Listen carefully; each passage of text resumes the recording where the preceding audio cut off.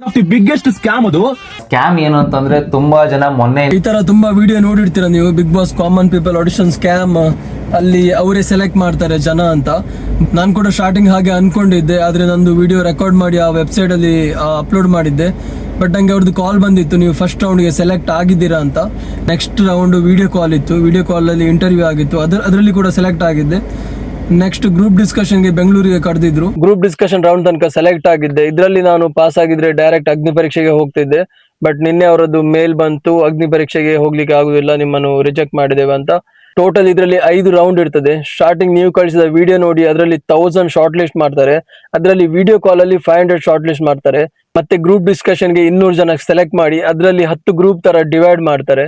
ಅದರಲ್ಲಿ ಒಂದು 50 ರಿಂದ 60 ಜನ ಸೆಲೆಕ್ಟ್ ಮಾಡ್ತಾರೆ. ಅಗೇನ್ 4th ರೌಂಡ್ ಇಂಟರ್ವ್ಯೂ ಅಗ್ನಿ ಪರೀಕ್ಷೆ ಸ್ಟೇಜ್ ಅಲ್ಲಿ ಆಗ್ತದೆ. ಅದರಲ್ಲಿ 20 ರಿಂದ 30 ಜನ ಸೆಲೆಕ್ಟ್ ಮಾಡ್ತಾರೆ. ಅವರಿಗೆ ಡೈರೆಕ್ಟ್ ಅಗ್ನಿ ಪರೀಕ್ಷೆಯಲ್ಲಿ ಹೋಗ್ಲಿಕ್ಕೆ ಚಾನ್ಸ್ ಇರ್ತದೆ. ಅಗ್ನಿ ಪರೀಕ್ಷೆಯಲ್ಲಿ ಏನಿರ್ತದೆ ಅಂದ್ರೆ, ಯಾರೀಗ ಸೆಲೆಕ್ಟ್ ಆಗಿದ್ದಾರೆ ಅವರಿಗೆ ಡೇರ್ ಕೊಡ್ತಾರೆ. ಎಕ್ಸಾಂಪಲ್, ನಿಮ್ಗೆ ನಿಮ್ಮ ಮೊಬೈಲ್ ಒಡೆದಾಕಿ, ಅಲ್ಲ ನಿಮ್ಮ ತಲೆ ಕೂದಲು ಬೋಳ್ಸಿ, ಬೋಳ್ಮಂಡೆ ಮಾಡಿ, ಆ ತರ ಡೇರ್ ಇರ್ತದೆ. ಇದು ಯಾಕೆ ನಾನು ಹೇಳ್ತಿದ್ದೇನೆ ಅಂದ್ರೆ, ಇವರು last time Telugu Big Boss season 9 ಅಲ್ಲಿ ಕಾಮನ್ ಪೀಪಲ್ ಗೆ ಸೇಮ್ ಇದೇ ತರ ಆಡಿಷನ್ ಅಲ್ಲಿ ಇತ್ತು. ಈ ರೌಂಡ್ಸ್ ಎಲ್ಲ ಸೇಮ್ ಇತ್ತು.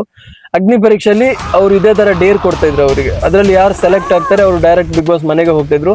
ಅಷ್ಟು ಜನ ಕೂಡ ಹೋಗುದಿಲ್ಲ, ಒಂದು 5 ರಿಂದ 6 ಜನ ಹೋಗ್ತಾರೆ. ಒಂದು 3 ಜನ ಇವರೇ ಸೆಲೆಕ್ಟ್ ಮಾಡ್ತಾರೆ, 3 ಜನ ಆಡಿಯನ್ಸ್ ವೋಟ್ ಮಾಡ್ಲಿಕ್ಕೆ ಇರ್ತಾರೆ. ಯಾರಿಗೆಲ್ಲ ಇನ್ನು ಕಾಲ್ ಮತ್ತೆ ಮೇಲ್ ಬರ್ಲಿಲ್ಲ ಗ್ರೂಪ್ ಡಿಸ್ಕಷನ್ ಹೋದವರಿಗೆ, ನೀವು ಇನ್ನು ಕಾಯ್ಬೇಡಿ. ಯಾಕಂದ್ರೆ ಅಗ್ನಿ ಪರೀಕ್ಷೆಗೆ ಫೈನಲ್ ಸೆಲೆಕ್ಷನ್ ಆಗಿ ಆಯ್ತು. ಗ್ಯಾರಂಟಿ ಈಗ ನಿಮ್ಮ ಮೈಂಡ್ ಅಲ್ಲಿ ಈಗ ಇಡೀ ದಿನ ಬಿಗ್ ಬಾಸ್ ಇರ್ಬೋದು, ಅಲ್ಲಿ ಒಳಗೆ ಹೋಗಿ ಎಂತ ಮಾಡುದು, ಅದು ಲಪಡ, ಇದು ಮತ್ತೆ ಟಾಸ್ಕ್, ಸೀಕ್ರೆಟ್ ರೂಮ್, ಕಿಚ್ಚನ ಚಪ್ಪಾಳೆ ಎಲ್ಲ. ನಂಗೆ ಕೂಡ ಹಾಗೆ ಇತ್ತು. ಡೈಲಿ ಮಲಗುವಾಗ ಒಂದು 40 ಟಾಸ್ಕ್ ವಿನ್ ಮಾಡಿಸ್ತಿದ್ದೆ ನಾನು. ಸೋಲೋ ತರ ಇದ್ದದೆಲ್ಲ ವಿನ್ ಮಾಡಿಸ್ತಿದ್ದೆ ಇಮ್ಯಾಜಿನೇಷನ್ ಅಲ್ಲಿ. ಬಟ್ ಈ ರಿಜೆಕ್ಷನ್ ಮೇಲ್ ನೋಡಿದ್ಮೇಲೆ ಚಪ್ಪೆ ಗಸಿ ಆಯ್ತು.